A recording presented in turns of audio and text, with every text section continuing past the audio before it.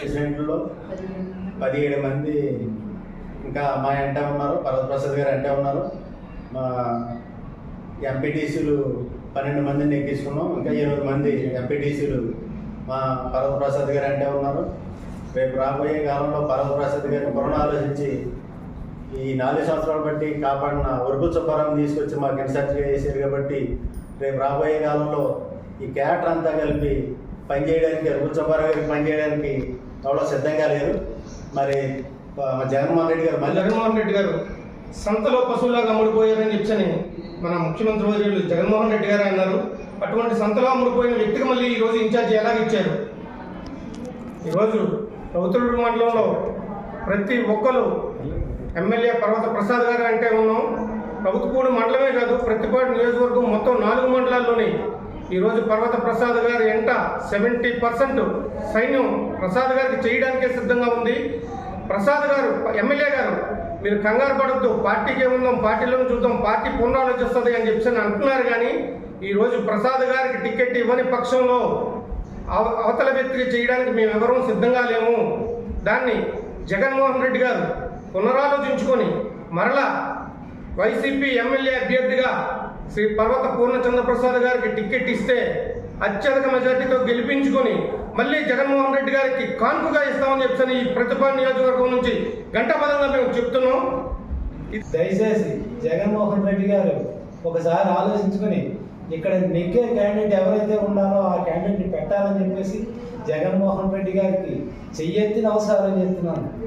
అయ్యా జగన్మోహన్ రెడ్డి గారు, ఈరోజు ఈ మండలమే ఈ వరపులు సుబ్బారావు గారికి సీట్ ఇచ్చారని చెప్పేసి ప్రతి ఒక్కరూ మాట్లాడుతున్నారు. కొంతమంది మాట్లాడుతుంటే మండలంలో ఉన్న నాయకులు కార్యకర్తలు అందరూ కూడా ఎవరు కూడా ఏ మీటింగ్ పెట్టినా సుబ్బారావు గారి మీటింగ్ పెడితే ఎవరు వెళ్తలేరు.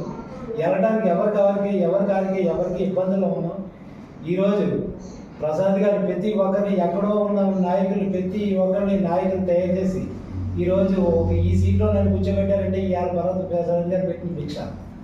ఆ రోజు 2014లో సుబ్బారావు గారు నెగ్గిన తర్వాత ఆయన మమ్మల్ని ఇలాగ అనాథలాగా వదిలేసి ఆయన టీడీపీలోకి వెళ్ళిపోయారు. మీరందరూ ఏం చేస్తారు, ఎలా ఉంటారని చెప్పేసి కనీసం ఒక్క ముక్కన మాట్లాడలేదు సార్. ఒక్క ముక్కన మాట్లాడడం మానేసి ఆ రోజు అలా వెళ్ళిపోయారు. ఈ రోజు తగినమ్మా అవి మీకు వచ్చేటప్పటికి తప్పుడు ఇదిలో మీకు సమాచారం కరెక్ట్గా చేరవేయ లేదని మా అనుమానం సార్. ఒక్కసారి మీరు పునరాలోచించుకుంటారని ఆశిస్తున్నాం. ముఖ్యంగా ఇదివరకు ఇదే వైఎస్ఆర్ పార్టీ సింబల్ మీద నెగ్గిన ఆయనకి ఇన్ఛార్జ్ చెప్పారు. ఆయన పార్టీ వదిలి వేరే పార్టీకి అమ్ముడైపోయిన తర్వాత మేము చాలా ఇబ్బందులు పడ్డాం సార్. ఆ తర్వాత మళ్ళీ మాకు ప్రసాద్ గారి ద్వారా మాకు భరోసా వచ్చింది. ఇవాళ పార్టీ మీద ఆయన ఇచ్చిన దాని మీద మేము చాలా ధైర్యంగా తిరిగాం ఇప్పటివరకు. ఇప్పుడు మళ్ళీ ఈ అమ్ముడైపోయిన వ్యక్తికే మీరు మళ్ళీ ఇన్ఛార్జ్ చెప్పి మమ్మల్ని ఆయన వెనకాల తిరగమంటే మా మనసు అంగీకరించట్లేదు సార్. ఇదివరకటికే మాకు బాగా ఇబ్బంది పడ్డాం. ఇప్పుడు ఇంకా అలా చేయలేము. ఎమ్మెల్యే గారు అయితే తప్పదో పార్టీకి కష్టపడాలని అంటున్నారు. కానీ మీరు ఇదే ఖచ్చితంగా జరిగితే మేము ఖచ్చితంగా చెప్తున్నాం సార్. ఆయనకైతే మేము చేయలేం.